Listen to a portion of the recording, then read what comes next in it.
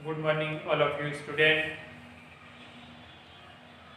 Social study के अंतर्गत आपने अभी तक हिस्ट्री में फर्स्ट चैप्टर पढ़ा है और ज्योग्राफी में भी फर्स्ट चैप्टर पढ़ा है और आज हम सिविक्स पॉलिटिकल साइंस का फर्स्ट चैप्टर का अध्ययन करेंगे, जो कि मैंने ऑलरेडी एक वीडियो उसका डाल रखा है। तो आज हमारा ये चैप्टर कंप्लीट होगा, अंडरस्टैंडिंग डाइवर्सिटी।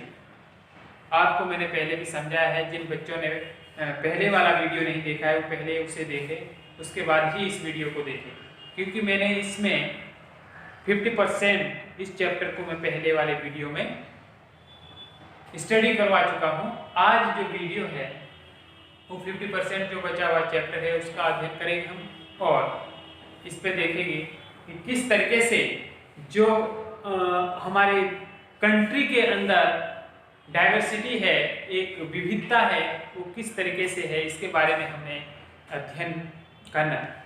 जैसे कि इससे पहले मैंने कहा आपको कि हर जो मानव है, जो इंसान है, उनके अंदर अलग अलग प्रकार की विविधताएं होती है, डाइवर्सिटी होती है। अंडरस्टैंड डाइवर्सिटी का मतलब आप समझ ही रहे होंगे कि विविधता की समझ, कि जो अलग अलग हर चीज कोई भी कार्य कर रहे हैं हम, तो उसमें अलग अलग होना क्यों है विविधता समाज के अंदर, ये सब चीज क्यों है। हमारा कल्चर चेंज है, हमारा रिलीजन चेंज है और हमारा जो पहनावा है वो चेंज है। हर क्षेत्र का, हर जगह का अलग अलग चेंजिंग है और हमारा ज्योग्राफिकल और हिस्टोरिकल्स में अलग अलग तरीके का पहनावा है और रहन सहन है, अलग अलग तरीके की खान पान है। ये डाइवर्सिटी के अंतर्गत आते हैं कि भारत एक बहुत ही विशाल, इंडिया लार्जेस्ट कंट्री है, फिर भी यहाँ पर बहुत सारी डाइवर्सिटी है, विविधता है, हर धर्म के अंदर, हर कल्चर के अंदर, हर रिलीजन के अंदर। फिर भी उसके बाद भी भारतीय जो कंट्री है उसमें एकता है। तो एकता का बल कब दिखा है इन्होंने, इसके बारे में हम अध्ययन करेंगे। सबसे पहले मैंने आपको जो इससे पहले वाले वीडियो में है लद्दाख के बारे में बताया था कि लद्दाख के लोग, जो एक डेजर्ट एरिया है, जहाँ एक पूरा रेगिस्तान से और पहाड़ियों से घिरा हुआ क्षेत्र है और सूखा क्षेत्र है, वहाँ पर पानी की बहुत कमी है। मैंने कहा था कि जब स्नोफॉल होता है वहाँ पर उस समय बर्फ को इकट्ठा किया जाता है, उसका पानी पिघलाया जाता है, तो वो पानी स्टोर रहता है। फिर उस तरीके से जीवन यापन करते हैं वहाँ के लोग। और वहाँ की जो खूबसूरती है वो पश्मीना शॉल, मैंने बताया था कि जो गॉड एंड आपका शिप, बहुत सारे और भी आपके याक है, काव है, बहुत सारे से वो एनिमल्स का पालते हैं। तो जब इतने सारे एनिमल्स को पालते हैं तो वहाँ का जो रहन सहन है, तो वहाँ पर जो गॉड है, जो बकरी है, उसके बाल से और भेड़ है और उसके बाल से क्या बनाते हैं, पश्मीना शॉल। मैंने आपको कहा था वो बहुत कॉस्टली होता है, वो आपके कश्मीर के ट्रेडर्स को बेचते हैं, फिर वो उसे तैयार करते हैं जिसकी कीमत की काफ़ी अच्छी रहती है। तो ये बहुत ही वहाँ की एक खूबसूरती है और वहाँ के लोग जो वगैरह मीट वगैरह का सेवन करते हैं। और वहाँ पर अधिक जो है वो बुद्धिज्म लोग हैं, बुद्ध को मानने वाले लोग हैं, बुद्धिज्म है। और वो तिब्बत से सटा हुआ, तिब्बत से उनका क्या है, आना जाना है उधर से लद्दाख से।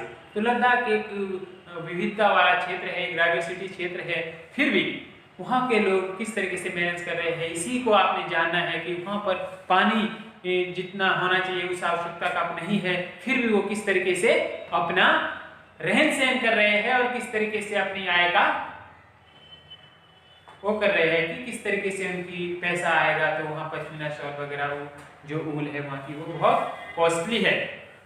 ये अध्ययन किया हमने इससे पहले। तो आज हम केरला के बारे में करेंगे, जो साउथ में है। साउथ में जो केरला है, तो इसके बारे में हम अध्ययन करेंगे। एक आप जो मैप है, आपके घर में आपको एक मैप लेना है, तो उसमें आप देख सकते हैं कि लद्दाख कहाँ है। जो जम्मू कश्मीर में है लद्दाख, जो जम्मू कश्मीर में है, और केरला साउथ में है।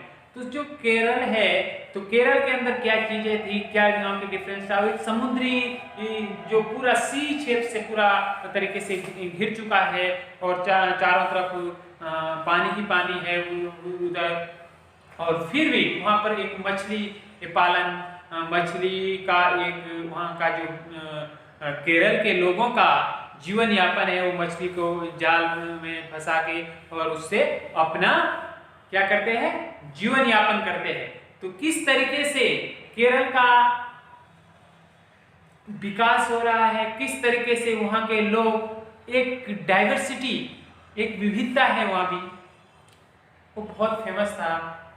वो आपके लिए आप कह सकते हैं कि वो मसालों के लिए फेमस था। काली मिर्च है, आपका जो भी मसाले हैं, इलायची वगैरह ही केरल में अधिक होते हैं। इसी कारण से जो यूरोपियन कंट्रीज के लोग हैं, वो भारत में प्रवेश केरल होते हुए ही किया। उन्होंने मसालों के ही चक्कर में उन्होंने भारत में प्रवेश किया और धीरे धीरे भारत देश को गुलाम बनाया। यहाँ पर मसाले के लिए बहुत फेमस जगह है केरल, और वहाँ पर मछली पालन भी होता है। वहाँ के लोग मछलियों का एक व्यापार करते हैं, बेचते हैं, उससे उनकी मनी जो पैसा है, तो जो आय का साधन है वो क्या है, मछलियों को मारना। ये पहले के टाइम का, आज तो बहुत शिक्षित राज्य है, एक स्टेट है केरल भी। तो उसके बारे में जो आपकी बुक में दिया गया है कि केरल में क्या क्या चीजें होती है, किस तरीके से केरल में सबसे पहले भारत में जब वास्को डी गामा आया था, पुर्तगाली आया था, तो केरल होते ही हुए वो आया था। तो वास्को डी गामा आपका 1498 ईस्वी में भारत में आया था। तो उस समय का भी जिक्र किया गया है आपकी बुक में। और इब्न बतूता जो मोहम्मद बिन तुगलक के दरबारी कवि थे और उनके दरबार में आए थे, इब्न बतूता मोरक्को अफ्रीका से आए थे, वो अफ्रीका से भारत आए थे, तो उन्होंने भी जिक्र किया है, वो केरल होते हुए ही आए थे। तो केरल से ही अधिकतर व्यापारी लोग आए हैं भारत में, क्योंकि मसालों के लिए और आपके यहाँ की काली मिर्च है, इलायची है, और भी बहुत सारे गरम मसालों के लिए प्रसिद्ध है, और मछलियों के लिए भी प्रसिद्ध है। और केरल में मैंने यहाँ लिखा भी है, केरल जो क्राइस्ट है, सेंट थॉमस है, सेंट थॉमस का नाम सुना ही होगा। इन्होंने ही सबसे पहले, ये देखो आपका जो बिलीव टू इज है कम हेयर, आप लगा सकते हैं कि 2000 ईयर एगो, कि 2000 वर्ष पूर्व जब भारत में सेंट थॉमस ने सर्वप्रथम प्रवेश किया, तो केरल में किया, वहीं से क्रिश्चियन का भारत में बढ़ावा हो। जो क्रिश्चियन लोग हैं वो भारत में, इनकी जो आपने देखी होगी, बहुत इनके नाम से स्कूल भी है, सेंट थॉमस के नाम से क्रिश्चियनी जो स्कूल है वो क्रिश्चियन के नाम से। तो इन्हीं का वो है भारत में ईसा मसीह के धर्म का प्रचार और प्रसार करना, सेंट थॉमस का। तो ये भी केरला से आए थे, और केरला में इनका वो भी है जो ईसाई धर्म का रहता है उनका। तो प्रथम बार ये केरला से ही भारत में प्रवेश किया था।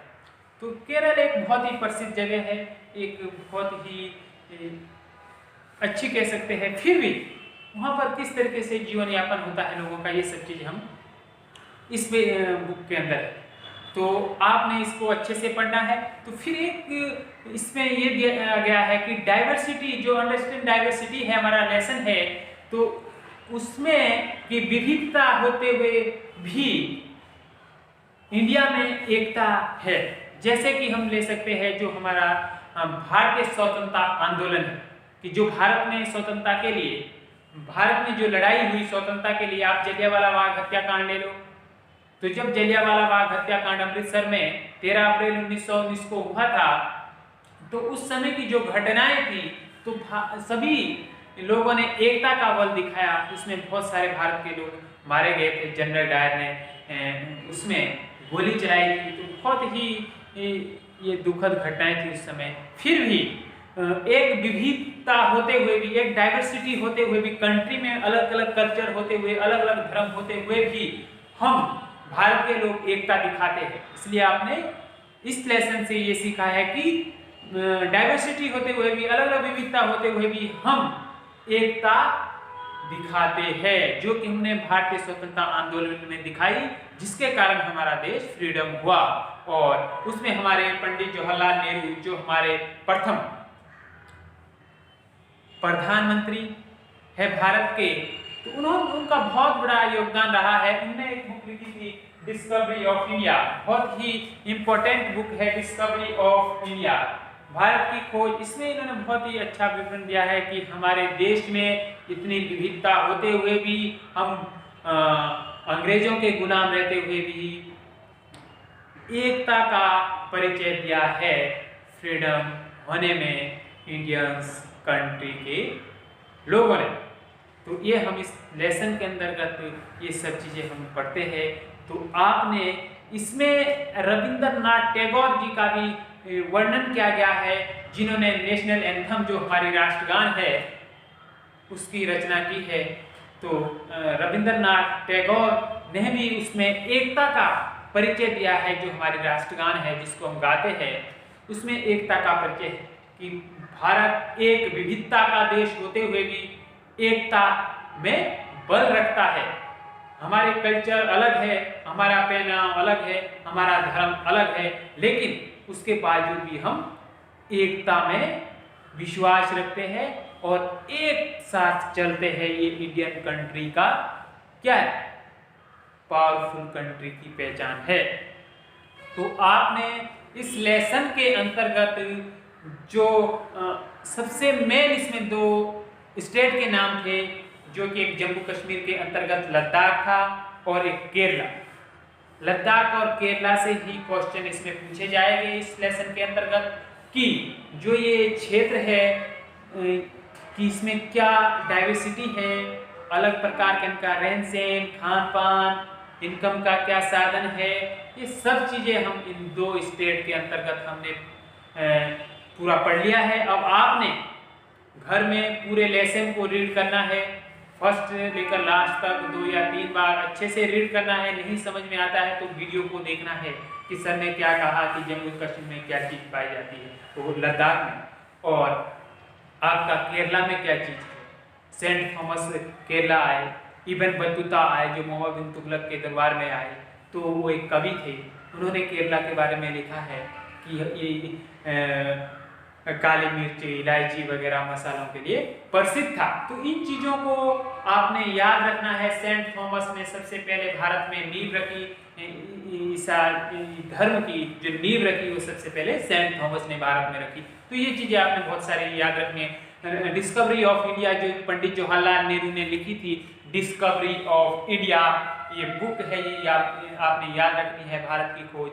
और प्राइम मिनिस्टर ऑफ इंडिया जो हमारे पंडित जवाहरलाल नेहरू थे, इन्होंने भारत के बारे में बहुत ही अच्छे से इसमें वर्णन किया है कि अनेकता होते हुए भी भारत में एकता का परिचय दिया फ्रीडम होने में। तो ये भी आप स्वतंत्रता के लिए बहुत सारे महापुरुषों ने बलिदान दिया, फिर भी एकता का परिचय दिखाते हुए हमारे देश को आज़ाद करवाया। इसमें यही आप देखेंगे। तो बहुत सारी चीज़ें हैं जो आपने याद करनी है। इसके बाद में क्वेश्चन आंसर में दूंगा आपको PDF के द्वारा, उसको आप अपनी नोटबुक में नोट कीजिए और अधिक से अधिक बच्चे इस वीडियो को देखें और समझें और उसका अध्ययन करें, खुद पढ़ने की कोशिश करें, घर में रीडिंग करें बुक की। सबसे मेन है रीड करना। अब इतना सा छोटा सा बोर्ड, इसमें क्या पूरा लेसन तो नहीं आएगा, जितनी भी है हम कोशिश कर रहे हैं आपको समझाने की। तो आप खुद घर में पढ़ें और ये नहीं आता है पूछ लें कि सर इसका क्या हो सकता है, तो कोई भी दिक्कत नहीं है। तो जो भी क्वेश्चन आंसर है वो सभी बच्चे अपना होमवर्क करें। जो अब न्यू ईयर आएगा, आप सभी छात्रों को नए साल की मुबारक है आने वाली। तो इसमें आपने जो भी पढ़ा वो ध्यान से पढ़ना है। तो आपका फर्स्ट चैप्टर जो सिविक्स पॉलिटिकल साइंस का है वो कंप्लीट हो गया है, उसके क्वेश्चन आंसर आपने करने हैं। और ऑल द बेस्ट सभी स्टूडेंट्स को हैप्पी न्यू ईयर यस्टरडे।